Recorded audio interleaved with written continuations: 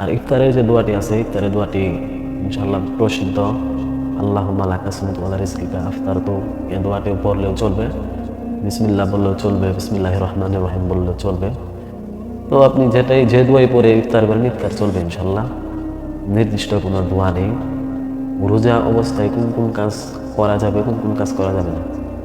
রোজা অবস্থায় আপনি কিন্তু নখ কাটতে পারবেন, চুল কাটতে পারবেন, হ্যাঁ, শরীরের গোপানাঙ্গের চুল পরিষ্কার করতে পারবেন, মেসওয়াক করতে পারবেন, আতর লাগাইতে পারবেন। ইত্যাদি এ ধরনের কাজ করতে পারবেন। অনেকেই বলে যে স্বপ্ন দোষ হলে রোজা ভাঙে কিনা। না, স্বপ্ন দোষ হলে রোজা ভাঙবে না।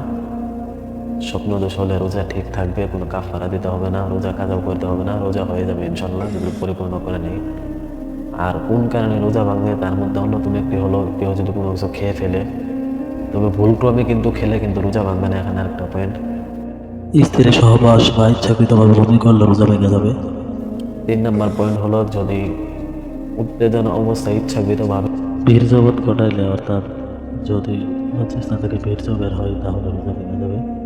স্তমথন করিলে ইত্যাদি কাজ করলে রোজা ভেঙে যাবে। মহিলাদের হায়াস নাফাস অর্থাৎ মাসিক বা ঋতুস্রাব দ্বারাও কিন্তু রোজা ভেঙে যাবে। তার মধ্যে আরেকটি হলো যে যদি কেউ যদি খাবারের ইনজেকশন গ্রহণ করে, এতেও কিন্তু রোজা ভেঙে যাবে।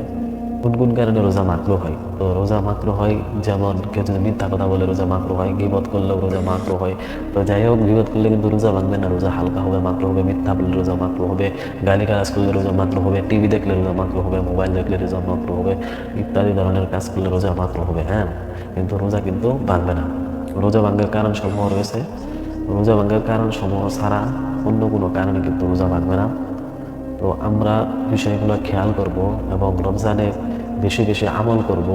তো রাসূল আকরাম সাল্লাল্লাহু আলাইহি ওয়াসাল্লাম কিন্তু বলেছেন যে রমজানে একটি নফল ইবাদত করলে একটি ফরজ সমতুল্য, আর একটি ফরজ ইবাদত করলে 70টা ফরজ সমতুল্য, 1 টাকা দান করলে 70 টাকার সওয়াব পাওয়া যাবে।